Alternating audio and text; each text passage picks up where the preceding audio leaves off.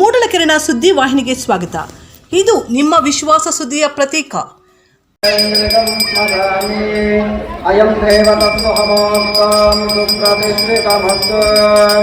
ಗುರುರ್ಬ್ರಹ್ಮಾ ಗುರುರ್ವಿಷ್ಣು ಗುರುದೇವೋ ಮಹೇಶ್ವರಃ. ಗುರುಃ ಸಾಕ್ಷಾತ್ ಪರಂ ಬ್ರಹ್ಮ ತಸ್ಮೈ ಶ್ರೀ ಗುರವೇ ನಮಃ. ಶುಕ್ಲಾಂ ಭರತರಂ ವಿಷ್ಣುಂ ಶಶಿವರ್ಣಂ ಚತುರ್ಭುಜಂ ಪ್ರಸನ್ನವದನಂ ಧ್ಯಾಯೇ ಸರ್ವವಿಘ್ನೋಪಶಾಂತಯೇ. ಶಾರದಾ ಶಾರದಾಂಬೋಧವದನಾಮದನಾಂಬುಜೇ ಸರ್ವದಾ ಸರ್ವದಾಸ್ಮಾಕಂ ಸನ್ನಿಧಿಂ ಸನ್ನಿಧಿಂ ಕ್ರಿಯಾಮಿ. ವಾಗರ್ತಾಯ ಸಂಪತ್ತೇ ವಾಗರ್ತ ಪ್ರತಿಪತ್ತಯೇ. ಜಗದಃ ವಂದೇ ಪಾರ್ವತಿ ಪರಮೇಶ್ವರೋ. ದೇವತಾಸ್ವಾಲಾಂಕರಂ ಅಪಸರ್ಪತ್ರ ಯೇ ಭೂತಾನೇ ಭೂತಾಂ ಭವಿಷ್ಯಂತಿತಾಃ ಯೇ ಭೂತಾನಿ ತ್ರಿಕರ್ತಾರೋ ದೇವಶಿವಾಯ ಅಪಕ್ರಾಮಾಂತ ಭೂತಾಭ್ಯಾಂ ಸರ್ವೇಷೇ ವ್ಯವಹಾರಕಾಃ ಸರ್ವೇಷಾಂ ವಿರೋಧೇನ ಅನುದಾಕರ್ಮ ಸಮಾರಭೆ. ಓಂ ಆಪೋ ಜ್ಯೋತಿರಸೋ ಅಮೃತಂ ಪ್ರಭಾವೆ ಜಂಬೂದ್ವೀಪೆ ಭಾರತವರ್ಷೆ ಭರತಖಂಡೆ ಅಸ್ಮಿನ್ ವರ್ತಮಾನೆ ವ್ಯವಹಾರಿಕಯಂತ್ರಮಾನೇನ ಭಗವಾನ್ ಸೃಷ್ಟ್ಯಾ ಸಂವತ್ಸರ ಹೃದಯ ಪಂಚಾಧರ್ಮಾರ್ಥಕಾರ್ಯಲೋಕಪುರುಷಾರ್ಥಂ ಲೋಕಕ್ಷೇಮಾರ್ಥಂ ಸಾಯಂಕಾಲೆ ಪಂಚಾಂಗ ಮಹಾಲಕ್ಷ್ಮೀ ದೇವತಾ ಉದ್ದೇಶ್ಯ ದೇವತಾ ಪ್ರೀತ್ಯರ್ಥಂ ಗ್ರಂಥ ಮಹಾಲಕ್ಷ್ಮೀ ದೇವತಾ ಪ್ರೀತ್ಯರ್ಥಂ ಯಾವಶ್ಚಕ್ತಿ ಜ್ಞಾನ ಆವಾಹನಾದಿ ಷೋಡಶೋಪಚಾರ ಪೂಜಾಂ ಚ ಕರಿಷ್ಯೆ. ಪ್ರಣವ ದೇವಿ ಸರಸ್ವತಿ ಮಾತೆ ಧರ್ಮಾದಿನೇವತಿ ಧೀರಾದಿರ್ಯಮ ಪಾದಾರವಿಂದಯೋಃ ಪಾದಸಂಪ್ರಾಶಂ ಸಮರ್ಪಯಾಮಿ. ಹಸ್ತಯೋಃ ಅರ್ಘ್ಯಮರ್ಘ್ಯಂ ಸಮರ್ಪಯಾಮಿ. ಉಪೇರಾದಿಕಮಾದಿಕಂ ಸಮರ್ಪಯಾಮಿ. ಔಪಚಾರಿಕ ಸ್ನಾನಂ ಗೋವಿಂದಾಯ ನಮಸ್ಕಾರ ಊರ್ಜೇತಾಯನ ಅಮೇರಣಾಯ ಚಕ್ಷಸೆ ಾಯ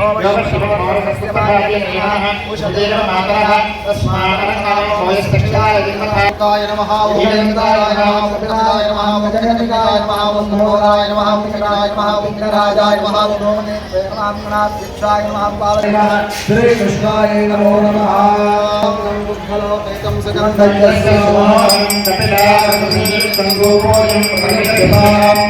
ಮಹಾಲಕ್ಷ್ಮೀ ದೇವತಾಗ್ರಾಪಯಾಮಿ ಪ್ರತ್ಯಕ್ಷಪಯಾಮಿ ಯೋಜಿತಂ ಮಯಾ ರವಾಂಗಲಂದಿ ಪುತ್ರಯೋಗ್ಯಂ ದಿವರಾಮಃ ಕಟ್ಟಾದಿಮುರಿಯಾಮಾಯ ಪರಮಾತ್ಮನೆ ರಾಜಮಾನ್ ನರಕಾದ್ಭೋರಾದಿವ್ಯರ್ಜ್ಯೋತಿ ನಮೋಸ್ತುತೇ. ಪ್ರತ್ಯಕ್ಷ ದೀಪಂ ದರ್ಶಯಾಮಿ ನೈವೇದ್ಯಂ ಜ್ಞಾನಾಯ ಸ್ವಾಹಾ ಜ್ಞಾನಾಯ ಸ್ವಾಹಾ ಜ್ಞಾನಾಯ ಸ್ವಾಹಾ. ನಾರಿಕೇಳಕಂಡ ಶಕಲಾನ್ ನಿವೇದಯಾಮಿ. ಕದಲೀಫಲಂ ನಿವೇದಯ ಕೋಟಿಫಲತಾಂಬೂಲಂ ಸಮರ್ಪಯಾಮಿ. ಫಲಪುಷ್ಪದಕ್ಷಿಣತಾಂಬೂಲ ಹಿರಣ್ಯಪಾತ್ರಂ ಮದೋ ಪೂರ್ಣಂ ದದಾತೆ ಅಭಜ್ಯೋತ್ಥಾನೇತೆ ಏಕದಾ ಬ್ರಹ್ಮಸಂಹರತೆ. ದೋಷಾವಹಂ ಗಂಗಾಸ್ನಾನ ವಿಶೇಷ ಪುಣ್ಯ ಫಲದಂ ಗೋದಾನ ತುಲ್ಯಂ ಋಣಂ ಆಯುರ್ವೃದ್ಧಿಯ ಉತ್ತಮಂ ಶುಭಕರಂ ಸಂತಾನ ಸಂಪತ್ಪ್ರದಂ ನಾನಾ ಕರ್ಮ ಸುಸಾಧನಂ ಸಮುಚಿತಾಂ ಪಂಚಾಂಗಮಾಕರ್ಣತಾಂ ಎಂಬ ಶಾಸ್ತ್ರವಾಕ್ಯದಂತೆ ಕಲ್ಯಾಣಂ ಅಂತ ಹೇಳಿದ್ರೆ ಶುಭವನ್ನ ಕೋರುವಂತಹದ್ದು. ಗುಣಾವಹಂ ರಿಪುಹರಂ ಅಂದರೆ ಏನು ರೋಗ ಬಾಧೆಗಳಿದೆ ಅದೆಲ್ಲ ಕೂಡ ಹರಿಸಬೇಕು, ಪರಿಹಾರ ಆಗಬೇಕು. ದುಸ್ವಪ್ನ ದೋಷಾಪಹಂ, ದುಸ್ವಪ್ನ ಅಂತ ಹೇಳಿದ್ರೆ ಭಯವನ್ನು ಪಡಿಸುವಂತಹ ಒಂದು ಸ್ಥಿತಿ ದೂರ ಆಗಬೇಕು. ವಿಶೇಷವಾಗಿ ಗಂಗಾ ಸ್ನಾನ ವಿಶೇಷ ಪುಣ್ಯ ಫಲದಂ, ಎಲ್ಲರಿಗೂ ಕೂಡ ಅಷ್ಟೇ ಗಂಗಾ ಸ್ನಾನ ಫಲ ಸಿಗಬೇಕು ಅಂತ ಹೇಳ್ತದೆ. ವಿಶೇಷವಾಗಿ ಗೋದಾನ ತುಲ್ಯಂ ಋಣಂ. ಈ ಮುಂಚೆ ಗೋ ಪೂಜೆ ಆಯಿತು, ಗೋ ಮಾತೆ ಭೂದೇವಿಗೆ ಸಂಬಂಧಪಟ್ಟಂಥದ್ದು. ಹಾಗಾಗಿ ಆ ಗೋ ಪೂಜೆ ಗೋದಾನ ಅಂತ ಏನು ಹೇಳ್ತೇವೆ ಅದರಿಂದ ವಿಶೇಷವಾದಂತಹ ಪುಣ್ಯ ಸಿಗ್ತದೆ. ವಂಶಾಂತರವಾಗಿ ಎಲ್ಲರಿಗೂ ಕೂಡ ಅಷ್ಟೇ ಒಳ್ಳೇದಾಗಬೇಕು, ಅಭಿವೃದ್ಧಿ ಆಗಬೇಕು ಅಂದರೆ ಗೋ ಪೂಜೆ ವಿಶೇಷವಾಗಿ ಗೋದಾನ ಫಲ ಸಿಗ್ತದೆ ಅಂತ. ಆಯುರ್ವೃದ್ಧಿಗ ಉತ್ತಮಂ ಶುಭಕರಂ ಸಂತಾನ ಸಂಪತ್ಪ್ರದಂ. ಆಯುಷು ಆರೋಗ್ಯ ಅನ್ನೋದು ಬಹಳ ಮುಖ್ಯ. ಹಾಗಾಗಿ ಸಂತಾನ ಸಂಪತ್ಪ್ರದಂ, ವಂಶ ಅಭಿವೃದ್ಧಿಯಾಗಬೇಕು. ನಾನಾ ಕರ್ಮ ಸುಸಾಧನಂ ಸಮುಚಿತ, ನಾವು ಮಾಡುವಂತಹ ಎಲ್ಲ ಕೆಲಸ ಕಾರ್ಯಗಳಲ್ಲೂ ಕೂಡ ಅಷ್ಟೇ ಪಂಚಾಂಗ ಮಾಕರಣತ, ಪಂಚಾಂಗ ನಮಗೆ ಸಹಾಯವನ್ನು ಮಾಡುತ್ತೆ. ಏನಿರ್ತದೆ ಅಂತಂದ್ರೆ 5 ಅಂಗಗಳು ಅಂತ ಹೇಳ್ತದೆ, ಅದನ್ನ ಪಂಚ ಅಂಗ ಅಂತ ಕರೀತಾರೆ. ಅದೇ ತಿಥಿ, ವಾರ, ನಕ್ಷತ್ರ, ಯೋಗ, ಕರಣ. ನಾವು ಯಾವ ರೀತಿಯಾಗಿ ಪಾಶ್ಚಿಮಾತ್ಯ ರೀತಿಯಲ್ಲಿ ಕೂಡ ಅಷ್ಟೇ ಡೇಟು, ಮಂತು, ಹಾಗಾಗಿ ಸನಾತನ ಧರ್ಮದಲ್ಲಿ, ಹೈಂದವ ಧರ್ಮದಲ್ಲಿ ಪಂಚಾಂಗ ಅನ್ನೋದು ಬಹಳ ಮುಖ್ಯ. ಹಾಗಾಗಿ ಇದರಿಂದ ನಮಗೆ ಏನೇನು ಫಲ ಸಿಗ್ತದೆ ಅಂತ ಹೇಳಿದ್ರೆ, ತಿಚಿಷ್ಟ ಶ್ರಿಯಮಾವಾಪ್ನೋತಿ ವಾರಾದಾಯುಷ್ಯ ಉತ್ತಮಂ ನಕ್ಷತ್ರಾತ್ ಹರತೆ ಪಾಪಂ ಯೋಗಾತ್ ರೋಗ ನಿವಾರಣಂ ಕರಣಾತ್ ಕಾರ್ಯ ಸಿದ್ಧಿಂಚ ಪಂಚಾಂಗ ಫಲಮುತ್ತಮಂ. ಈ ಪಂಚಾಂಗವನ್ನ ಓದೋದ್ರಿಂದ, ಪಂಚಾಂಗವನ್ನ ತಿಳಿದುಕೊಳ್ಳೋದರಿಂದ ನಮಗೆ ಒಳ್ಳೆಯದಾಗತ್ತೆ ಅನ್ನೋದಕ್ಕೋಸ್ಕರನೇ ಈ ಪಂಚಾಂಗ ಶ್ರವಣವನ್ನ ಮಾಡ್ತೀವಿ. ಎಂದಿನಂತೆ ವರ್ಷ ಕೂಡ ಯುಗಾದಿ ಹಬ್ಬ ಬರ್ತಾ ಇರ್ತದೆ. ಆ ಯುಗದಲ್ಲಿ ಆದಿ ಅಂತ ಹೇಳಿದ್ರೆ ಮೊದಲಿಗೆ ಪ್ರಾರಂಭವಾಗುವಂತಹ ದಿನ ಈ ದಿನ ಆಗಿದೆ. ನಮ್ಮ ಸನಾತನ ಧರ್ಮದಲ್ಲಿ ಎರಡು ರೀತಿಯಾಗಿ ಯುಗಾದಿ ಹಬ್ಬವನ್ನು ಆಚರಣೆಯನ್ನು ಮಾಡ್ತೇವೆ. ಚಾಂದ್ರಮಾನ ಯುಗಾದಿ, ಸೌರಮಾನ ಯುಗಾದಿ ಅಂತ. ಈ ಸಂವತ್ಸರದ ಹೆಸರು ಕ್ರೋಧಿ ನಾಮ ಸಂವತ್ಸರ. ಈ ಕ್ರೋಧಿ ಅನ್ನೋ ವಾಕ್ಯವನ್ನು ನಾವು ಎಲ್ಲಿ ನೋಡಬಹುದು ಅಂತ ಹೇಳಿದ್ರೆ, ಅರಿಷಡ್ ವರ್ಗಗಳು ಅಂತ ಏನೋ ಕರಿತೀವಿ, ಕಾಮ, ಕ್ರೋಧ, ಲೋಭ, ಮೋಹ, ಮದ, ಮಾತ್ಸರ್ಯ ಅಂತ. ಇದರಲ್ಲಿ ಎಲ್ಲ ಅನರ್ಥಗಳಿಗೆ ಮುಖ್ಯವಾದಂಥದ್ದೇ ಕ್ರೋಧ ಅಂತ ಹೇಳ್ತದೆ. ಅಂತಹ ಹೆಸರನ್ನ ಇಟ್ಟುಕೊಂಡು ಬಂದಿರುವಂತಹ ಒಂದು ಸಂವತ್ಸರದ ಹೆಸರೇ ಕ್ರೋಧಿ ನಾಮ ಸಂವತ್ಸರ ಅಂತ. ಹೋದ ವರ್ಷ ಶೋಭಕೃತು ಇತ್ತು, ಅದರ ಹಿಂದೆ ಶುಭಕೃತು ಇತ್ತು. ಅಂದ್ರೆ ಒಳ್ಳೆ ಕಾಲದಿಂದ ಕೆಟ್ಟ ಕಾಲಕ್ಕೆ ಸ್ವಲ್ಪ ಸ್ವಲ್ಪ ಹತ್ರ ಆಗ್ತಾ ಇದ್ದೀವಿ ಅಂತ. ನೋಡಿ ಯಾವ ರೀತಿಯಾಗಿ ಪ್ರಕೃತಿ ಕೂಡ ನಮ್ಮ ಮೇಲೆ ಮುನಿಸಿಕೊಳ್ಳುತ್ತದೆ ಅಂತ ಹೇಳಿದ್ರೆ ಕೋಪ ಮಾಡ್ಕೊಳ್ತದಂತೆ. ಆ ಕೋಪದಿಂದ ನಮಗೆ ಕಷ್ಟಗಳು ಬರ್ತದಂತೆ. ಹಾಗಾಗಿ ಈ ಕ್ರೋಧಿ ನಾಮ ಸಂವತ್ಸರವು ಯುಗಾದಿ ಪ್ರಾರಂಭ ಆಗಿದೆ ಇವತ್ತಿನ ದಿನ. ಅಂದರೆ ಚಾಂದ್ರಮಾನದ ರೀತಿಯ ಚೈತ್ರ ಮಾಸದ ಶುಕ್ಲ ಪಕ್ಷದ ಪಾಡ್ಯಮಿ ತಿಥಿ. ನಿನ್ನೆ ಅಮಾವಾಸ್ಯೆ ಆಯಿತು, ಇವತ್ತು ಪಾಡ್ಯಮಿ ಪ್ರಾರಂಭ ಆಗಿದೆ. ಕುಜವಾಸರ ಅಂತ ಹೇಳಿದ್ರೆ ಮಂಗಳವಾರದಲ್ಲಿ ಯುಗಾದಿ ಹಬ್ಬ ಬಂದಿದೆ. ವಿಶೇಷವಾಗಿ ನಾವು ನೋಡಬಹುದು ಸೌರಮಾನ ರೀತಿಯ ಅಂತ ಹೇಳಿದ್ರೆ 13ನೇ ತಾರೀಕು ಸೌರಮಾನ ರೀತಿಯ ಯುಗಾದಿ ಹಬ್ಬ ಪ್ರಾರಂಭ ಆಗುತ್ತೆ. ಅದು ಸೂರ್ಯನಿಂದ ಪ್ರಾರಂಭವಾಗುವಂಥದ್ದು. ಈ ರೀತಿಯಾಗಿ ಈ ಭಾರತ ದೇಶದಲ್ಲಿ ಚಾಂದ್ರಮಾನ ಮತ್ತು ಸೌರಮಾನ ಎರಡೂ ರೀತಿಯಲ್ಲಿ ಸಂವತ್ಸರದ ಹೊಸ ಸಂವತ್ಸರದ ಆಚರಣೆಯನ್ನ ಮಾಡ್ತಾರೆ. 24 ಅಂತ ಕರಿತೀವಿ. ಇವತ್ತಿನಿಂದ ಹಿಡಿದು ಫಾಲ್ಗುಣ ಮಾಸದ ಕೃಷ್ಣ ಪಕ್ಷ ಅಂದ್ರೆ ಮುಂದಿನ ವರ್ಷ 25ನೇ ಇಸ್ವಿವರೆಗೂ ಕೂಡ ಈ ಕ್ರೋಧಿನಾಮ ಸಂವತ್ಸರ ನಡೆಯುತ್ತೆ.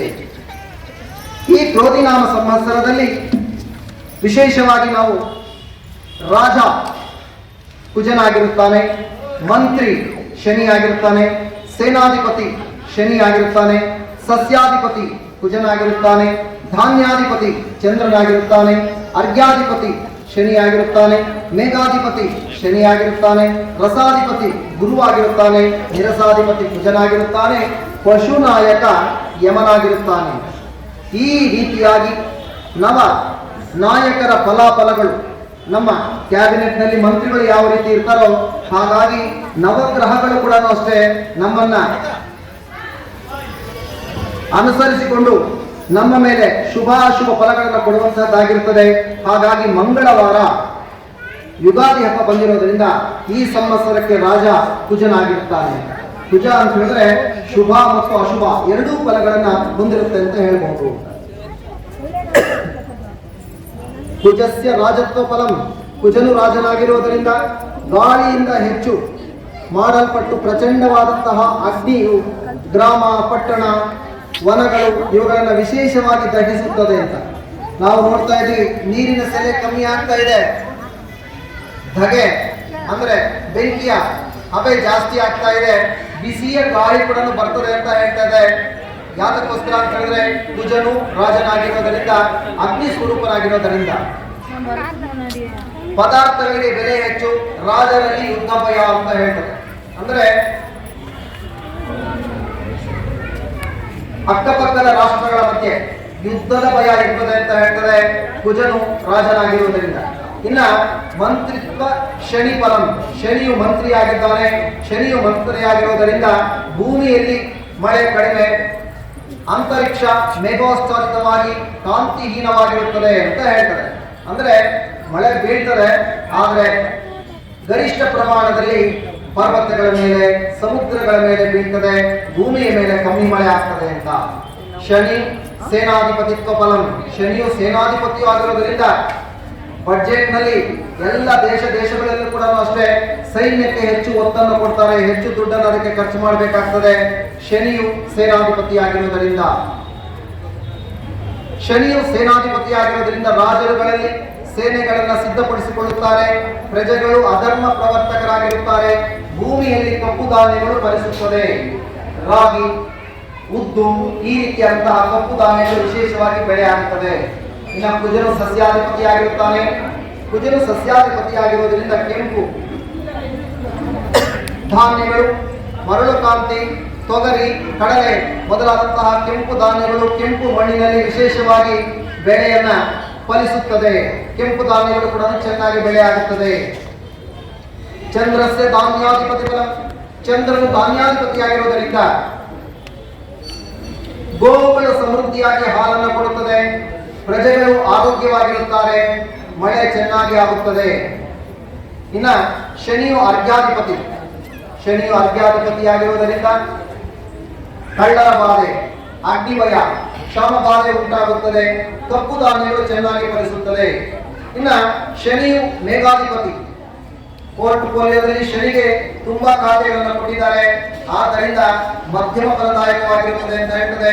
ಶನಿಯು ಮೇಘಾಧಿಪತಿಯಾಗಿರುವುದರಿಂದ ಬೆಳೆ ಕಡಿಮೆ ಆಗುತ್ತದೆ, ಪದಾರ್ಥಗಳಿಗೆ ಬೆಲೆಯೂ ಹೆಚ್ಚಾಗುತ್ತದೆ.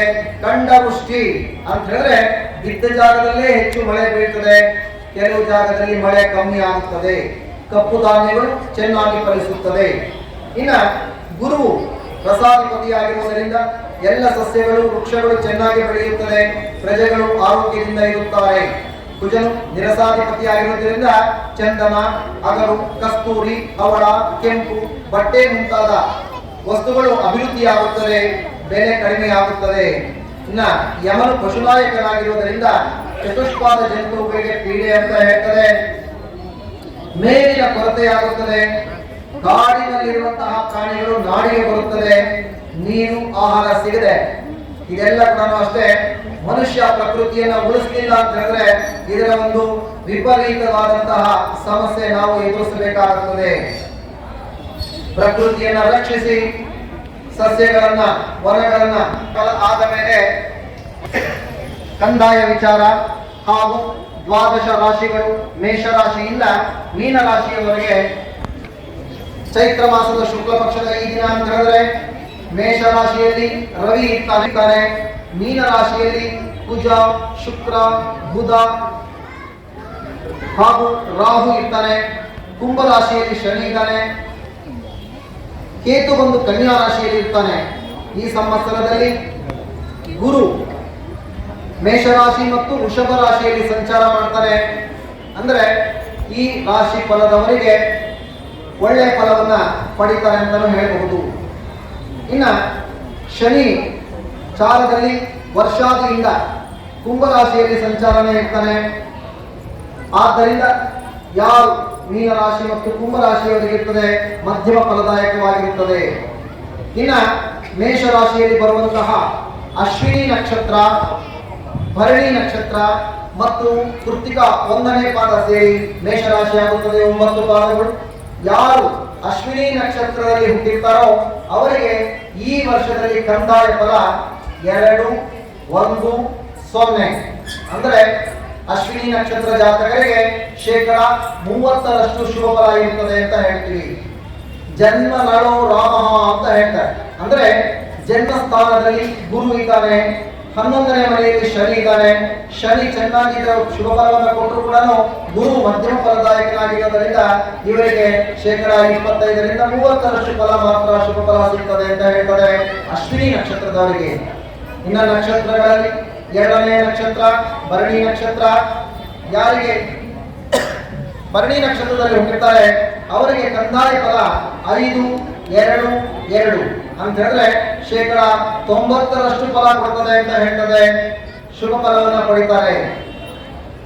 ಇನ್ನ ನಕ್ಷತ್ರದಲ್ಲಿ ಕೃತ್ತಿಕಾ ನಕ್ಷತ್ರದ 1ನೇ ಪಾದ ಆ ಅನ್ನೋ ಅಕ್ಷರದಿಂದ ಸೇರಿರುವಂತದ್ದು ಕಂದಾಯ ಫಲ 001 ಅಂತ ಹೇಳ್ತದೆ, 10% ಮಾತ್ರ ಶುಭ ಫಲ ಸಿಗ್ತದೆ ಅಂತ ಹೇಳ್ತದೆ.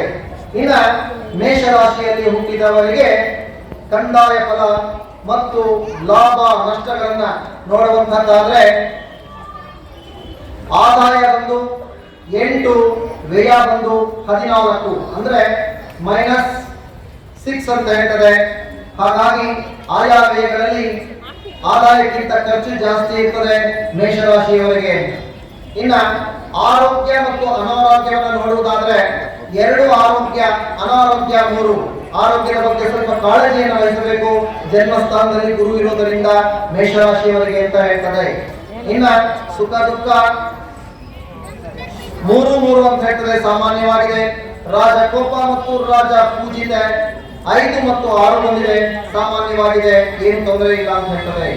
ಇನ್ನ ಈ ಮೇಷರಾಶಿಯವರು ವಿಶೇಷವಾಗಿ 12ರಲ್ಲಿ ಪೂಜಾ, 12ರಲ್ಲಿ ರಾಹು ಇರೋದ್ರಿಂದ ಸುಬ್ರಹ್ಮಣ್ಯ ಸ್ವಾಮಿಯನ್ನ ಆರಾಧನೆಯನ್ನು ಮಾಡುವುದರಿಂದ, ನಾಗನ ಆರಾಧನೆಯನ್ನು ಮಾಡುವುದರಿಂದ ಕಷ್ಟಗಳಿಂದ ಪರಿಹಾರವನ್ನ ಪಡೆಯಬಹುದು. ಇನ್ನು ರಾಶಿಗಳಲ್ಲಿ 2ನೇ ರಾಶಿ ವೃಷಭ ರಾಶಿ. ವೃಷಭ ರಾಶಿ ಅಂತ ಹೇಳಿದ್ರೆ ಕೃತ್ತಿಕಾ ನಕ್ಷತ್ರದ 2, 3, 4 ಪಾದಗಳು ಸೇರುತ್ತೆ. ರೋಹಿಣಿ ನಕ್ಷತ್ರ ಮತ್ತು ಮೃಗಶಿರ ನಕ್ಷತ್ರ 2 ಪಾದಗಳು ಸೇರುತ್ತದೆ. ಇದು ವೃಷಭ ರಾಶಿ ಆಗ್ತದೆ. ಕೃತ್ತಿಕಾ ನಕ್ಷತ್ರದವರಿಗೆ 0.01 ಅಂತ ಹೇಳಿದೀನಿ, ಶೇಕಡ 10ರಷ್ಟು ಶುಭ ಫಲ ಇರ್ತದೆ ಅಷ್ಟೇ. ರೋಹಿಣಿ ನಕ್ಷತ್ರದವರಿಗೆ ಚೆನ್ನಾಗಿದೆ, 3, 1, 4 ಅಂತ ಹೇಳ್ತದೆ, ಶೇಕಡ 80ರಷ್ಟು ಶುಭ ಫಲ ಸಿಗ್ತದೆ ಅಂತ ಹೇಳ್ತದೆ ಯಾರು ರೋಹಿಣಿ ನಕ್ಷತ್ರದಲ್ಲಿ ಹುಟ್ಟಿದ್ದಾರೆ. ಹಾಗೂ ಮೃಗಶಿರ ನಕ್ಷತ್ರ ಅಂದ್ರೆ 2 ಪಾದಗಳು, 1 ಮತ್ತು 2ನೇ ಪಾದ ಸೇರಿ ಮೃಗಶಿರ ನಕ್ಷತ್ರ ವೃಷಭ ರಾಶಿಯಲ್ಲಿ ಬರುತ್ತದೆ. 6, 2, 2 ಯಾರು ಮೃಗಶಿರ ನಕ್ಷತ್ರದಲ್ಲಿ ಹುಟ್ಟಿದರೆ ವೃಷಭ ರಾಶಿಯಲ್ಲಿ ಇರ್ತಾರೆ ಅವರಿಗೆ ಶೇಕಡ 90ರಷ್ಟು ಶುಭ ಫಲ ಸಿಗ್ತದೆ ಈ ವರ್ಷ ಫಲದಲ್ಲಿ ಅಂತ ಹೇಳ್ತದೆ. ಅಂದ್ರೆ ಮೃಗಶಿರ ನಕ್ಷತ್ರ ಹಾಗೂ ರೋಹಿಣಿ ನಕ್ಷತ್ರ, ಕೃತ್ತಿಕಾ ನಕ್ಷತ್ರ ಜಾತಕರಲ್ಲಿ ವಿಶೇಷವಾದಂತಹ ಶುಭ ಕಾರ್ಯಗಳಾಗುವಂತದ್ದನ್ನು ಸೂಚನೆ ಕೊಡುತ್ತದೆ. ಆದಾಯ ಬಂದು 2, ವ್ಯಯ ಬಂದು 8, ಅಂದ್ರೆ -6 ಅಂತ ಹೇಳ್ತದೆ. ಆದ್ರೂ ಕೂಡ ಅಷ್ಟೇ ಶುಭ ಕಾರ್ಯಗಳಿಗಾಗಿ ಖರ್ಚನ್ನು ಮಾಡುವಂತದ್ದು ಇರ್ತದೆ ಅಂತ ಹೇಳ್ತದೆ. ಹಣಕಾಸಿನ ವಿಚಾರದಲ್ಲಿ ಸ್ವಲ್ಪ ಕಷ್ಟಕರವಾದರೂ ಕೂಡ ಒಳ್ಳೆ ಬೆಳವಣಿಗೆ ಆಗುತ್ತೆ ಅಂತ ಹೇಳ್ತದೆ ವೃಷಭ ರಾಶಿಯವರಿಗೆ. ಈ ವೃಷಭ ರಾಶಿಯವರು ವಿಶೇಷವಾಗಿ ಅಶ್ವತ್ಥ ನಾರಾಯಣ ಅಂತ ಹೇಳಿದ್ರೆ ಅರಳಿ ಮರಕ್ಕೆ ಪೂಜೆ ಮಾಡೋದ್ರಿಂದ, ಬ್ರಹ್ಮನನ್ನ ಆರಾಧನೆಯನ್ನು ಮಾಡೋದ್ರಿಂದ, ಗೋವಿಂದನನ್ನ ಆರಾಧನೆಯನ್ನು ಮಾಡೋದ್ರಿಂದ, ಗೋವಿಂದರಾಜ ಸ್ವಾಮಿ, ರಂಗನಾಥ ಸ್ವಾಮಿ, ವರದರಾಜ ಸ್ವಾಮಿ ಈ ರೀತಿಯಾದಂತಹ ದೇವರುಗಳನ್ನ ಆರಾಧನೆಯನ್ನು ಮಾಡೋದ್ರಿಂದ ಯಾರು ವೃಷಭ ರಾಶಿಯಲ್ಲಿರ್ತಾರೆ ಅವರು ಶುಭ ಫಲವನ್ನು ಪಡೆಯಬಹುದು. ಇನ್ನು ರಾಶಿಗಳಲ್ಲಿ 3ನೇ ರಾಶಿ ಮಿಥುನ ರಾಶಿ. ಮೃಗಶಿರ 3, 4, ಆರ್ದ್ರ 4 ಪಾದ ಮತ್ತು ಪುನರ್ವಸು 3 ಪಾದಗಳು ಸೇರಿ ಮಿಥುನ ರಾಶಿ ಆಗುತ್ತದೆ. ಮಿಥುನ ರಾಶಿಯವರಿಗೆ ಈ ಸಂವತ್ಸರದಲ್ಲಿ ಆದಾಯ ಮತ್ತು ವ್ಯಯ ಅಂತ ಹೇಳಿದ್ರೆ 5 ರೂಪಾಯಿ ಆದಾಯ, 5 ರೂಪಾಯಿ ಖರ್ಚು ಅಂತ ಹೇಳಿದ್ರೆ ಬ್ಯಾಲೆನ್ಸ್ ಅಂತ ಹೇಳ್ತದೆ. ಯಾರು ಮೃಗಶಿರ ನಕ್ಷತ್ರದಲ್ಲಿ ಹುಟ್ಟಿದ್ದಾರೆ ಅವರಿಗೆ 90ರಷ್ಟು ಕಂದಾಯ ಫಲ ಚೆನ್ನಾಗಿದೆ. ಆರಲ್ಲ ನಕ್ಷತ್ರದವರಿಗೆ ಕೇವಲ 10% ಅಷ್ಟು ಮಾತ್ರ ಶುಭ ಫಲ ಇರ್ತದೆ. 1, 0, 0 3 ಕಂದಾಯಗಳಲ್ಲಿ 1 ಕಂದಾಯ ಮಾತ್ರ ನಂಬರ್ ಬರ್ತದೆ. 2 ಪೂಜ್ಯಗಳಿರೋದ್ರಿಂದ ತುಂಬಾ ಕಮ್ಮಿ ಫಲ ಇರ್ತದೆ ಅಂತ ಹೇಳ್ತದೆ. ಇನ್ನು ಪುನರ್ವಸು ನಕ್ಷತ್ರ ಅಂದ್ರೆ 4, 1, 3 ಕಂದಾಯ ಚೆನ್ನಾಗಿದೆ, ಶೇಕಡ 75ರಷ್ಟು ಶುಭ ಫಲವನ್ನ ಪಡಿತಾರೆ ಅಂತ ಹೇಳ್ತಾರೆ. ಯಾರು ಮಿಥುನ ರಾಶಿಯಲ್ಲಿ ಹುಟ್ಟಿರ್ತಾರೆ ಅವರ ಎಲ್ಲ ಸಂಕಷ್ಟಗಳಿಂದ ಪರಿಹಾರ ಆಗಬೇಕು ಅಂತ ಹೇಳಿದ್ರೆ ದಕ್ಷಿಣಾಮೂರ್ತಿ ಅಂತ ಹೇಳಿದ್ರೆ ಈಶ್ವರನನ್ನ ಆರಾಧನೆಯನ್ನ ಮಾಡಬೇಕು ಅಂತ ಹೇಳ್ತದೆ. ಅವರು ಶುಭ ಫಲವನ್ನ ದಕ್ಷಿಣಾಮೂರ್ತಿಯಿಂದ ಪಡೆಯಬಹುದು. ಇನ್ನು ರಾಶಿಗಳಲ್ಲಿ ಕರ್ಕಾಟಕ ರಾಶಿ 4ನೇ ರಾಶಿ. ಆ ಕರ್ಕಾಟಕ ರಾಶಿ ಅಂದ್ರೆ ಪುನರ್ವಸು 4ನೇ ಪಾದ, ಪುಷ್ಯಮಿ 4 ಪಾದಗಳು ಮತ್ತು ಆಶ್ಲೇಷ 4 ಪಾದಗಳು ಸೇರಿ ಕರ್ಕಾಟಕ ರಾಶಿ ಆಗುತ್ತದೆ. ಯಾರು ಪುನರ್ವಸು ನಕ್ಷತ್ರದಲ್ಲಿ ಹುಟ್ಟಿ 4ನೇ ಪಾದ ಕರ್ಕಾಟಕ ರಾಶಿಯಲ್ಲಿ ಹುಟ್ಟಿರ್ತಾರೆ ಅವರಿಗೆ ಕಂದಾಯ ಫಲ 4, 1, 3 ಅಂತ ಹೇಳಿದ್ರೆ ಶೇಕಡ 75ರಷ್ಟು ಶುಭ ಫಲ ಇರ್ತದೆ.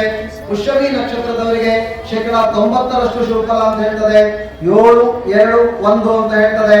ಬಹಳ ಕಷ್ಟವನ್ನು ಅನುಭವಿಸಿರ್ತಾರೆ ಯಾರು ಪುಷ್ಯಮಿ ನಕ್ಷತ್ರದಲ್ಲಿ ಹುಟ್ಟಿರ್ತಾರೆ. ಈ ಸಂವತ್ಸರದಲ್ಲಿ ಈ 1 ತಿಂಗಳಾದ ಮೇಲೆ ಅತ್ಯಂತ ಒಳ್ಳೆಯ ಫಲವನ್ನ ಪಡಿತಾರೆ ಅಂತ ಹೇಳಿದ್ರೆ ತಪ್ಪಾಗಲಾರದು. ಇನ್ನ ಆಶ್ಲೇಷ ನಕ್ಷತ್ರ ಅಂತ ಹೇಳಿದ್ರೆ 2, 0, 4 ಅಂತ ಹೇಳಿದ್ರೆ 3 ಕಂದಾಯಗಳಲ್ಲಿ 2 ಕಂದಾಯ ನಂಬರ್ ಬಂದಿದೆ. 1 ಪೂಜ್ಯ ಇರುವುದರಿಂದ 60ರಷ್ಟು ಶುಭ ಫಲ ಕೊಡುವಂತದ್ದಾಗಿದೆ. ಯಾರು ಹುಟ್ಟಿರ್ತಾರೆ ಅವರಿಗೆ ಆದಾಯ 5, ವ್ಯಯ 11 ಅಂತ ಹೇಳ್ತದೆ. ಹಾಗಾಗಿ -6 ಅಂತ ಹೇಳ್ತದೆ. ಹಣಕಾಸಿನ ವಿಚಾರದಲ್ಲಿ ಹೆಚ್ಚು ಖರ್ಚನ್ನು ಮಾಡಬೇಕಾಗುತ್ತೆ ಅಂತ ಹೇಳ್ತದೆ ಈ ವರ್ಷದಲ್ಲಿ. ಇವರು ಕರ್ಕಾಟಕ ರಾಶಿಯವರಿಗೆ ಶನಿ ಮಾರಕನಾಗಿರುವುದರಿಂದ ಹೆಚ್ಚು ಆಂಜನೇಯನನ್ನ ಪ್ರಾರ್ಥನೆಯನ್ನು ಮಾಡಬೇಕು, ರಾಮದೇವರನ್ನ ಪ್ರಾರ್ಥನೆಯನ್ನು ಕರ್ಕಾಟಕ ರಾಶಿಯವರ ಕಷ್ಟಗಳು ಪರಿಹಾರ ಆಗ್ತದೆ ಅಂತ ಹೇಳಬಹುದು. ರಾಶಿಗಳಲ್ಲಿ ಸಿಂಹರಾಶಿ ಮಕಾ ನಕ್ಷತ್ರ, ಕುಂಭ ನಕ್ಷತ್ರ ಮತ್ತು ಉತ್ತರ 1ನೇ ಪಾದ ಸೇರಿ ಸಿಂಹರಾಶಿ ಆಗುತ್ತದೆ. ಸಿಂಹರಾಶಿಯಲ್ಲಿ ಮಕಾ ನಕ್ಷತ್ರಕ್ಕೆ 5, 1, 2 3 ಕಂದಾಯಗಳು ಚೆನ್ನಾಗಿದೆ ಅಂತ ಹೇಳ್ತದೆ. 60% ಶುಭ ಫಲವನ್ನು ಕೊಡ್ತದೆ. ಇನ್ನು ಕುಂಭ ನಕ್ಷತ್ರ 0, 2, 0 ಅಂದ್ರೆ 1 ಕಂದಾಯ ಮಾತ್ರ ಚೆನ್ನಾಗಿರುತ್ತದೆ. 20% ಶುಭ ಫಲ ಇರ್ತದೆ ಕುಂಭ ನಕ್ಷತ್ರದವರಿಗೆ. ಹಾಗೂ ಉತ್ತರ ನಕ್ಷತ್ರ 1ನೇ ಪಾದದವರಿಗೆ 3, 0, 3 ಅಂತ ಹೇಳಿದ್ರೆ 2 ಕಂದಾಯ ಚೆನ್ನಾಗಿದೆ, 1 ಕನ್ಯೆಯ ಪೂಜ್ಯ ಇರೋದ್ರಿಂದ 60% ಶುಭ ಫಲ ಇರ್ತದೆ ಅಂತ ಹೇಳ್ತದೆ. ಯಾರು ಸಿಂಹರಾಶಿಯಲ್ಲಿರ್ತಾರೆ, ಅಪವಾದಕ್ಕೆ ಗುರಿಯಾಗಿರ್ತಾರೆ, ಆರೋಪಗಳಿಗೆ ಗುರಿಯಾಗಿರ್ತಾರೆ, ಅಂತಹರು ವಿಶೇಷವಾಗಿ ಆಂಜನೇಯನನ್ನ ಪ್ರಾರ್ಥನೆಯನ್ನು ಮಾಡೋದರಿಂದ, ರಾಮದೇವರ ಸೇವೆಯನ್ನು ಮಾಡೋದರಿಂದ ಅವರ ಕಷ್ಟಗಳಿಂದ ಪರಿಹಾರವನ್ನ ಪಡೆಯಬಹುದು. ಇನ್ನು ರಾಶಿಗಳಲ್ಲಿ ಕನ್ಯಾ ರಾಶಿ ಅಂತ ಹೇಳಿದ್ರೆ ಉತ್ತರ ನಕ್ಷತ್ರ 2, 3, 4 ಹಾಗೂ ಹಸ್ತ ನಕ್ಷತ್ರ 4 ಪಾದಗಳು, ಚಿತ್ತಾ ನಕ್ಷತ್ರ 2 ಪಾದಗಳು ಸೇರಿ ಕನ್ಯಾ ರಾಶಿ ಆಗುತ್ತದೆ. ಯಾರು ಕನ್ಯಾ ರಾಶಿಯಲ್ಲಿ ಹುಟ್ಟಿರ್ತಾರೆ ಅವರಿಗೆ ಆದಾಯ 5, ವ್ಯಯ 5 ಅಂದ್ರೆ ಸಾಮಾನ್ಯವಾಗಿರುತ್ತದೆ ಅಂತ ಹೇಳ್ತದೆ. 8ನೇ ಮನೆಯಲ್ಲಿ ಗುರುವಿದ್ದ ಈಗ 9ಕ್ಕೆ ಬರ್ತಾನೆ. ಕನ್ಯಾ ರಾಶಿಯವರಿಗೆ ಅತ್ಯಂತ ಶುಭ ಫಲ ಕೊಡ್ತದೆ ಈ ಸಂವತ್ಸರ ಫಲದಲ್ಲಿ ಅಂತ ಹೇಳ್ಬೋದು. ಇನ್ನು ಉತ್ತರ ನಕ್ಷತ್ರ 3, 0, 3 60% ಶುಭ ಫಲ ಇರ್ತದೆ. ಇನ್ನು ಹಸ್ತ ನಕ್ಷತ್ರ 6, 1, 1 ಅಂದ್ರೆ 70% ಶುಭ ಫಲ ಇದೆ. ಇನ್ನ ಚಿತ್ತಾ ನಕ್ಷತ್ರ 1 ಮತ್ತು 2ನೇ ಪಾದಕ್ಕೆ 1, 2, 4, 3 ಕಂದಾಯ ಚೆನ್ನಾಗಿದೆ. 60% ಶುಭ ಫಲವನ್ನ ಪಡೆಯಬಹುದು ಅಂತ ಹೇಳ್ತದೆ. ಯಾರು ಕನ್ಯಾ ರಾಶಿಯಲ್ಲಿ ಹುಟ್ಟಿರ್ತಾರೆ ಇವರು ವೆಂಕಟೇಶ್ವರನನ್ನ ಆರಾಧನೆಯನ್ನು ಮಾಡೋದರಿಂದ ಅವರ ಕಷ್ಟಗಳಿಂದ ಪರಿಹಾರ ಆಗಬಹುದು ಅಂತ ಹೇಳ್ತದೆ. ಇನ್ನು ರಾಶಿಗಳಲ್ಲಿ ತುಲಾರಾಶಿಯಲ್ಲಿ ಚಿತ್ತಾ ಪಾದಗಳು ಸೇರಿ ತುಲಾರಾಶಿ ಆಗುತ್ತದೆ. ತುಲಾರಾಶಿಯವರಿಗೆ 2 ರೂಪಾಯಿ ಆದಾಯ, 8 ರೂಪಾಯಿ ಖರ್ಚು ಅಂತ ಹೇಳಿದ್ರೆ -6 ಅಂತ ಹೇಳ್ತದೆ. ಇಲ್ಲಿ ಕೂಡ ಅಷ್ಟೇ. ಹಾಗಾಗಿ ಚಿತ್ತಾ ನಕ್ಷತ್ರದವರಿಗೆ 3 ಕಂದಾಯ ಚೆನ್ನಾಗಿದೆ, 1, 2, 4 ಅಂತ ಹೇಳ್ತದೆ. ಅಂದ್ರೆ 50% ಶುಭ ಫಲ ಇದೆ. ಸ್ವಾತಿ ನಕ್ಷತ್ರದವರಿಗೆ 4, 0, 2 ಕಂದಾಯ ಚೆನ್ನಾಗಿದೆ, 60% ಶುಭ ಫಲ ಇದೆ ಅಂತ ಹೇಳ್ತದೆ. ವಿಶಾಖ ನಕ್ಷತ್ರದವರಿಗೆ 75% ಶುಭ ಫಲ ಇದೆ, 7, 1, 0 ಅಂತ ಹೇಳ್ತದೆ ಕಂದಾಯ ಫಲ. 2 ರೂಪಾಯಿ ಆದಾಯ, 8 ರೂಪಾಯಿ ಖರ್ಚಾಗಿದೆ. ಹಾಗಾಗಿ ತುಲಾ ರಾಶಿಯವರು ಬಹಳ ಕಷ್ಟಗಳನ್ನು ಅನುಭವಿಸುತ್ತಾರೆ. ಯಾಕಪ್ಪ ಅಂತ ಹೇಳಿದ್ರೆ 6ನೇ ಮನೆಯಲ್ಲಿ ಶನಿ ಸಂಚಾರ ಇತ್ತು ಮತ್ತು 7, 8ರಲ್ಲಿ ಗುರುವಿನ ದೃಷ್ಟಿ ಇರುವುದರಿಂದ ಗೋವಿಂದರಾಜನನ್ನ ಆರಾಧನೆಯನ್ನು ಮಾಡೋದ್ರಿಂದ ಯಾರು ತುಲಾರಾಶಿಯಲ್ಲಿ ಹುಟ್ಟಿರ್ತಾರೆ ಅವರಿಗೆ ಶುಭ ಫಲವನ್ನ ಪಡೆಯಬಹುದು ಅಂತ ಹೇಳ್ತದೆ. ಇನ್ನು ರಾಶಿಗಳಲ್ಲಿ ವೃಶ್ಚಿಕ ರಾಶಿ ವಿಶಾಖ ನಕ್ಷತ್ರದ 4ನೇ ಪಾದ, ಅನುರಾಧ ನಕ್ಷತ್ರದ 4 ಪಾದಗಳು ಹಾಗೂ ಜ್ಯೇಷ್ಠ ನಕ್ಷತ್ರದ 4 ಪಾದಗಳು ಸೇರಿ ವೃಶ್ಚಿಕ ರಾಶಿ ಆಗುತ್ತದೆ. ವೃಶ್ಚಿಕ ರಾಶಿಯವರಿಗೆ 8 ರೂಪಾಯಿ ಆದಾಯ, 14 ರೂಪಾಯಿ ಖರ್ಚು ಅಂತ ಹೇಳ್ತದೆ. ಇಲ್ಲಿ ಕೂಡ ಅಷ್ಟೇ -6 ಅಂತ ಹೇಳ್ತದೆ. ಯಾರು ವಿಶಾಖ ನಕ್ಷತ್ರದವರಿಗೆ ಕಂದಾಯ ಫಲ ಚೆನ್ನಾಗಿದೆ ಅಂತ ಹೇಳ್ತದೆ. ಅನುರಾಧ ನಕ್ಷತ್ರದ ಜಾತಕರಿಗೆ 2, 2, 3 ಅಂತ ಹೇಳಿದ್ರೆ 3 ಕಂದಾಯಗಳು ಚೆನ್ನಾಗಿದೆ, 50% ಶುಭ ಫಲ ಇದೆ ಅಂತ ಹೇಳ್ತದೆ. ಇನ್ನು ಜ್ಯೇಷ್ಠ ನಕ್ಷತ್ರದವರಿಗೆ 5, 0, 1 ಅಂತ ಹೇಳಿದ್ರೆ 60% ಶುಭ ಫಲವನ್ನ ಪಡಿತಾರೆ ಅಂತ ಹೇಳ್ತದೆ. ಇನ್ನ ರಾಶಿಗಳಲ್ಲಿ ವೃಶ್ಚಿಕ ರಾಶಿಯವರು ಶಕ್ತಿ ದೇವತೆಯನ್ನ ಆರಾಧನೆಯನ್ನು ಮಾಡೋದ್ರಿಂದ ರಾಹು ಕೇತುಗಳ ಬಾಧೆಯಿಂದ ತಪ್ಪಿಸಿಕೊಳ್ಳಬಹುದು ಅಂತ ಹೇಳ್ತದೆ. ಅಮ್ಮನವರನ್ನ ಹೆಚ್ಚಾಗಿ ಪ್ರಾರ್ಥನೆ ಮಾಡಿ ಶುಭ ಫಲವನ್ನ ಪಡೆಯಬಹುದು ಅಂತ ಹೇಳ್ತದೆ. ಇನ್ನು ರಾಶಿಯಲ್ಲಿ ಧನುಸ್ಸು ರಾಶಿ ಮೂಲ ನಕ್ಷತ್ರ, ಪೂರ್ವಾಷಾಢ ನಕ್ಷತ್ರ ಮತ್ತು ಧನುಸ್ಸು ಉತ್ತರಾಷಾಢ ನಕ್ಷತ್ರದ 1ನೇ ಪಾದ ಸೇರಿ ಧನುಸ್ಸು ರಾಶಿ ಆಗಿರುತ್ತದೆ. ಈ ಧನುಸ್ಸು ರಾಶಿಯ ಆದಾಯ ವ್ಯಯ ಅಂತ ಹೇಳಿದ್ರೆ 11 ಆದಾಯ, 5 ರೂಪಾಯಿ ಖರ್ಚು ಅಂತ ಹೇಳ್ತದೆ. ಬಹಳ ಅತ್ಯಂತ ಶುಭ ಫಲವನ್ನು ಕೊಡುವಂತಹ ರಾಶಿ ಫಲ ಅಂತ ಹೇಳಿದ್ರೆ ಧನುಸ್ಸು ರಾಶಿ ಅಂತ ನಾವು ನೋಡಬಹುದು. ಯಾಕಪ್ಪ ಅಂದ್ರೆ 11 ರೂಪಾಯಿ ಆದಾಯ, 5 ರೂಪಾಯಿ ಖರ್ಚಂದ್ರೆ ಉಳಿಕೆ ಜಾಸ್ತಿ ಇರ್ತದೆ. ಇನ್ನ ಮೂಲ ನಕ್ಷತ್ರದ ಕಂದಾಯ ಫಲ 0, 1, 4 50% ಶುಭ ಫಲ ಇದೆ ಅಂತ ಹೇಳ್ತದೆ. ಇನ್ನ ಪೂರ್ವಾಷಾಢ ನಕ್ಷತ್ರ 3, 2, 2 ಅಂತ ಹೇಳಿದ್ರೆ 60% ಶುಭ ಫಲವನ್ನು ಕೊಡ್ತದೆ. ಇನ್ನು ಉತ್ತರಾಷಾಢ ನಕ್ಷತ್ರ 50% ಶುಭ ಫಲ ಅಂತ ಹೇಳಿದ್ರೆ 1 ಕಂದಾಯ ಮಾತ್ರ ಚೆನ್ನಾಗಿರ್ತದೆ ಅಂತ ಹೇಳ್ತದೆ. 6, 0, 0 ಅಂತ ಹೇಳ್ತದೆ.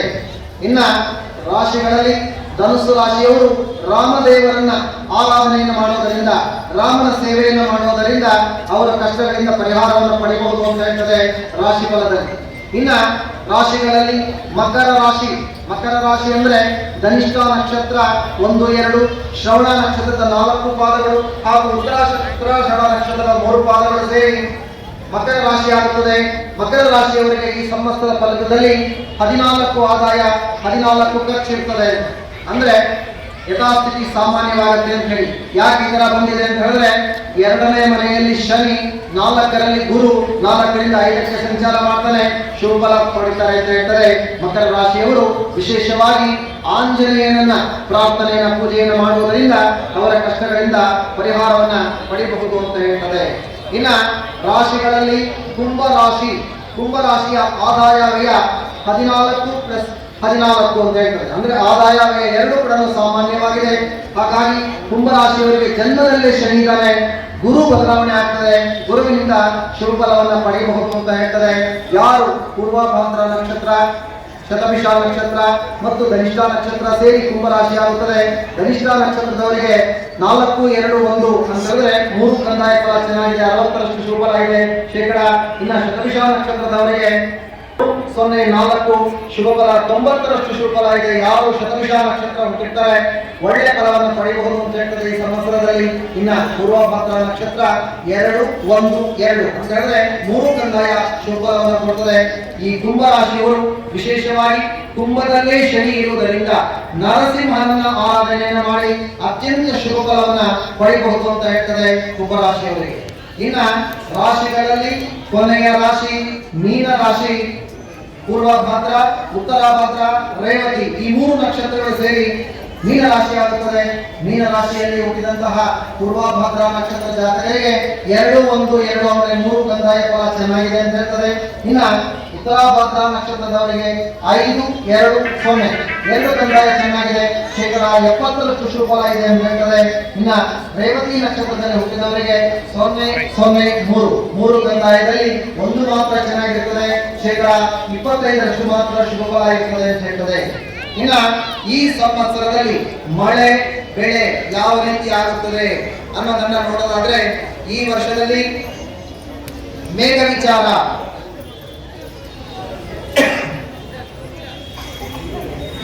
ಮೇಘವು ಮೇರುನ ಆಗ್ನೇಯ ದಿಕ್ಕಿನಲ್ಲಿ ಹುಟ್ಟಿ ನೀಲವಾದಂತಹ ಮೇಘಮಾಲೆಗಳಿಂದ ಕೂಡಿ ಹೆಚ್ಚಾದ ಮಳೆಯನ್ನು ಸುರಿಸುತ್ತದೆ.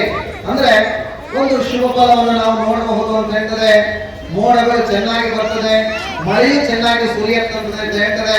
ಆ ಮಳೆ ಎಲ್ಲಿ ಸುರಿಯುತ್ತೆ ಅಂತ ನೋಡಿದ್ರೆ ಮಳೆ 2 ಕೊಳಗ ಗಾಳಿ, 3 ಕೊಳಗ 60 ಗಾವದ ವಿಸ್ತೀರ್ಣವುಳ್ಳದ್ದಾಗಿರುತ್ತದೆ.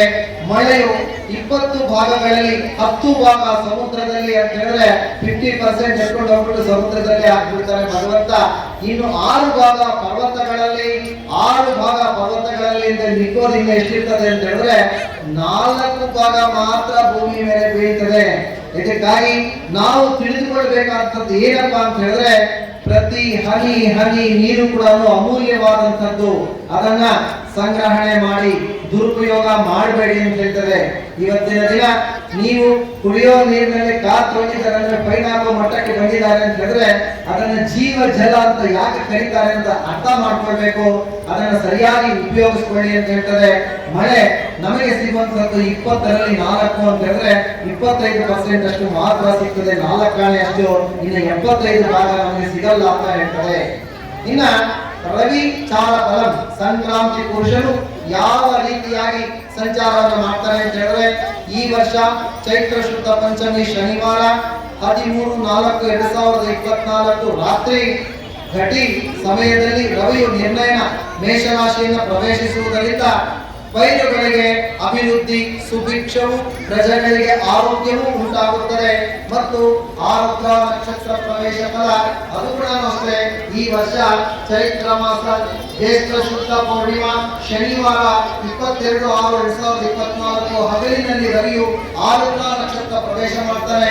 ಇದು ಪ್ರಪಂಚಕ್ಕೆ ಕ್ರೀಡೆ ಅಂತ ಹೇಳ್ತಾರೆ, ಸಸ್ಯನಾಶ, ಅಲ್ಪವೃಷ್ಟಿ ಅಂತ ಹೇಳ್ತಾನೆ. ಅಂದ್ರೆ ಮಳೆಗಳು ಆರಂಭ ಆಗುವಂತಹ ಒಂದು ಸಮಯದಲ್ಲಿ ರವಿಯ ಒಂದು ಚಾರದಿಂದ ಈ ರೀತಿ ಫಲ ನಮಗೆ ಸಿಗುತ್ತದೆ. ಹಾಗೂ 22/6/2024 3 ದಿನಗಳ ಕಾಲ ಭೂಮಿಗೆ ರಜೋತ್ಪತ್ತಿ ಉಂಟಾಗುತ್ತದೆ. ಈ ದಿನಗಳಲ್ಲಿ ಭೂಮಿಯಲ್ಲಿ ಬಿತ್ತನೆಯನ್ನ ಕೆಲಸ ಮಾಡಬಾರದು ಅಂತ ಹೇಳ್ತದೆ. ಇನ್ನ ಈ ವರ್ಷದಲ್ಲಿ ಜ್ಯೇಷ್ಠ ಶುದ್ಧ ಪ್ರಥಮಿ ಶುಕ್ರವಾರ ಬಂದಿರುವುದರಿಂದ ಅತಿವೃಷ್ಟಿಯಾಗುತ್ತದೆ, ಸುಭಿಕ್ಷವೂ ಉಂಟಾಗುತ್ತದೆ, ಪದಾರ್ಥಗಳಿಗೆ ಬೆಲೆ ಹೆಚ್ಚಾಗುವುದು, ಶ್ರೀಯರು ಸದಾ ಕಾಮಾಸಕ್ತರಾಗಿರುತ್ತಾರೆ ಅಂತ ಹೇಳಿದೆ. ಈ ವರ್ಷ ಆಷಾಢ ಶುದ್ಧ ನವಮಿಯ ದಿನ ಸ್ವಾತಿ ನಕ್ಷತ್ರ ಬಂದಿರುವುದರಿಂದ ಗಾಳಿಯ ಬಡಿತ ಹೆಚ್ಚಾಗಿ ಭೂಮಿಯಲ್ಲಿ ಬಿತ್ತನೆ ಕೆಲಸ ನಿಧಾನ ಆಗತ್ತೆ ಅಂತಲೂ ಹೇಳ್ತಾರೆ. ಇನ್ನ ಈ ವರ್ಷ ಆಷಾಢ ಶುದ್ಧ ಏಕಾದಶಿಯ ದಿನ ರೋಹಿಣಿ ನಕ್ಷತ್ರ ಬಂದಿರುವುದರಿಂದ ಸಸ್ಯಗಳು ಮಧ್ಯಮ ಫಲವನ್ನ ಕೊಡುತ್ತದೆ. ಇನ್ನ ಮಕರ ಸಂಕ್ರಾಂತಿಯ ಫಲ, ಈ ವರ್ಷ ಸಂಕ್ರಾಂತಿ ಪುರುಷನ ಹೆಸರು ಮಹೋದರಿ ಅಂತ. ಅಂದ್ರೆ ಚೋರರಿಗೆ ಪೀಡೆ, ವಾರಫಲದಿಂದ ಕಲಹ, ಕ್ಷಾಮ, ಧಾನ್ಯ, ಹುರುಳಿ ಅಂದ್ರೆ ಹುರುಳಿಗೆ ಬೆಲೆ ಜಾಸ್ತಿ ಆಗುತ್ತದೆ ಅಂತ ಹೇಳ್ತದೆ. ಪಕ್ಷಫಲದಿಂದ ದೌರ್ಭಿಕ್ಷ, ವ್ಯಾಧಿ, ಚೋರಭಯ, ಕಾಲಫಲದಿಂದ ಚೋರ ಸೌಖ್ಯ, ಶೂದ್ರಹಾನಿ, ಲಗ್ನ ಫಲದಿಂದ ಪೂರ್ವ ದಿಗ್ದೃಷ್ಟಿ, ಆಗ್ನೇಯ ದಿಗ್ಧಮನ ಅಂತ ಹೇಳ್ತಾರೆ. ಆ ಆಗ್ನೇಯ ಭಾಗದಲ್ಲಿರುವಂತಹ ಜನರಿಗೆ ಪೀಡೆ ಅಂತ ಹೇಳ್ತಾರೆ. ಇನ್ನ ತಿಥಿ ಫಲದಿಂದ ವೃದ್ಧಿ ಆಗುತ್ತದೆ, ನಕ್ಷತ್ರ ಫಲದಿಂದ ಅಂಧಲೋಚನಾ ವೃದ್ಧಿಯ ಫಲ, ಬೆಲೆಗಳು ಹೆಚ್ಚಾಗುತ್ತೆ ಅಂತ ಹೇಳ್ತದೆ. ಇನ್ನ ಅತಿವೃಷ್ಟಿ, ಯೋಗ ಫಲದಿಂದ ದುರ್ಭಿಕ್ಷ, ವ್ಯಾಧಿ ಪೀಡೆ ಮುಂತಾದಂತಹದ್ದು ನಡೆಯುತ್ತೆ ಅಂತ. ಕ್ರೋಧಿ ಮುಗಿ ಚೇಷ್ಟಿ, ಗೋದಾವರಿ ನದಿಯಲ್ಲಿ ಸ್ನಾನ, ಆ ನದಿಯಲ್ಲಿ ನೀರು ಕಮ್ಮಿ ಆಗುತ್ತದೆ. ಬಿಳಿಯ ಬಟ್ಟೆ ಆಚ್ಛಾದನ, ಉಣ್ಣೆ ವಸ್ತ್ರಗಳೇನಿರ್ತದೆ ಅದಕ್ಕೆ ಬೆಲೆ ಜಾಸ್ತಿ ಆಗಿರ್ತದೆ. ಕೇಸರಿಯ ಲೇಪನ, ಅದರ ಬೆಲೆ ಜಾಸ್ತಿ ಆಗುತ್ತದೆ. ಜೋಳದ ಅಕ್ಷತೆ ಮುಡಿದಿರುವುದು, ಜಾಜಿ ಹೂವು, ಮೌಕ್ತಿಕ ಭೂಷಣ ಅಂದ್ರೆ ಮುತ್ತಿನ ಬೆಲೆ ಜಾಸ್ತಿ ಆಗುತ್ತದೆ.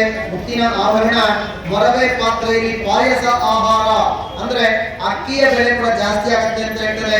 ಹುಲಿಯ ವಾಹನ ಅಂದ್ರೆ ರಾಜನಿಗೆ ಪೀಡೆ ಅಂತ ಹೇಳ್ತದೆ.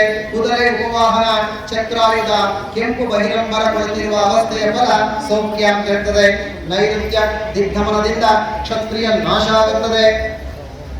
ಎಲೆ ಕಂಚುಕ, ವಯಸ್ಸಿನಲ್ಲಿ ಕುಮಾರಿಯಾಗಿ ರಕ್ತದ ಛತ್ರಿ ಹಿಡಿದಿರುವುದರಿಂದ ಯುದ್ಧ ಭಯ ಇರುತ್ತದೆ ಅಂತ ಹೇಳ್ತಾರೆ.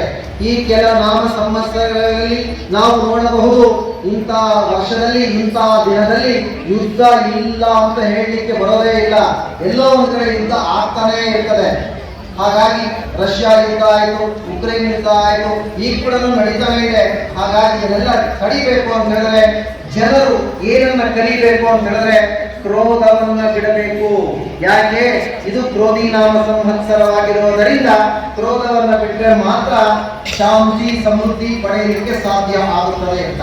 ಇನ್ನ ಈ ವರ್ಷದಲ್ಲಿ ರಾಜರುಗಳು ಯುದ್ಧದಿಂದ ಪ್ರಜೆಗಳನ್ನ ಕಷ್ಟಗಳನ್ನ ಅನುಭವಿಸುವಂತೆ ಮಾಡುತ್ತಾರೆ. ಇದು ನಡೀತಾನೆ ಇದೆ. ಮಳೆ ಬೆಳೆಗಳು ಮಧ್ಯಮವಾಗಿರುತ್ತದೆ. ಕೆಂಪು, ಭತ್ತ, ತೊಗರಿ, ಕಡಲೆ ಮೊದಲಾದ ಧಾನ್ಯಗಳು ಚೆನ್ನಾಗಿ ಫಲಿಸುತ್ತದೆ. ಜನರಿಗೆ ಶಸ್ತ್ರ, ಚೋರ, ಅಗ್ನಿ, ಕ್ಷಾಮಾದಿಗಳ ಬಾಧೆ ಹೆಚ್ಚಾಗುತ್ತದೆ. ಪದಾರ್ಥಗಳಿಗೆ ಬೆಲೆ ಹೆಚ್ಚಾಗುತ್ತದೆ. ಚಂದನ, ಅಗರು, ಕಸ್ತೂರಿ, ಹವಳ, ಕೆಂಪು ಬಟ್ಟೆ ಇವುಗಳ ಅಭಿವೃದ್ಧಿ ಆಗುತ್ತದೆ. ಹಾಗಾಗಿ ಬೆಲೆ ಸ್ವಲ್ಪ ಕಮ್ಮಿ ಆಗುತ್ತದೆ ಅಂತ ಹೇಳ್ಬೋದು.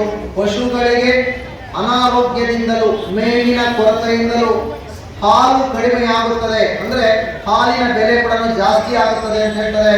ಇನ್ನ ಈ ವರ್ಷದಲ್ಲಿ ಗುರು ಶುಕ್ರ ಅಸ್ತಗಳು ಕೂಡ ಇದೆ.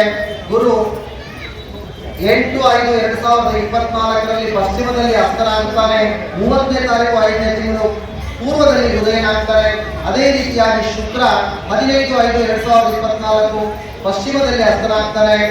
23/6 ಉದಯನಾಗ್ತಾನೆ. ಹೀಗಾಗಿ ಈ ಸಂವತ್ಸರದಲ್ಲಿ ಶನಿ ಗುರು ಸಂಚಾರವಾಗಿ ವಿಶೇಷವಾಗಿ ಇನ್ನ ಬರುವಂತಹ ಗ್ರಹಣ ವಿಚಾರಗಳನ್ನ ಗಮನಿಸಿದರೆ ಈ ಎಲ್ಲ 4 ಗ್ರಹಣಗಳು ಭಾರತ ದೇಶಕ್ಕೆ ಗೋಚಾರ ಇರುವುದಿಲ್ಲ, ತೊಂದರೆ ಇಲ್ಲ, ನಮಗೆ ಆಚರಣೆ ಇಲ್ಲ ಅಂತ ಹೇಳ್ತದೆ. ಇನ್ನ ಈ ಅಶ್ವಿನಿ ಮಳೆ ಮೂಡಲಕಿರಣ ಯೂಟ್ಯೂಬ್ ಚಾನಲ್ ಅನ್ನು ತಪ್ಪದೇ ಸಬ್ಸ್ಕ್ರೈಬ್ ಮಾಡಿ, ಲೈಕ್ ಮಾಡಿ, ಶೇರ್ ಮಾಡಿ. ನಮ್ಮ ಮುಂಬರುವ ಎಲ್ಲಾ ವಿಡಿಯೋಸ್ಗಳಿಗಾಗಿ ಪಕ್ಕದಲ್ಲೇ ಇರುವ ಬೆಲ್ ಬಟನ್ ಅನ್ನು ಒತ್ತಿ.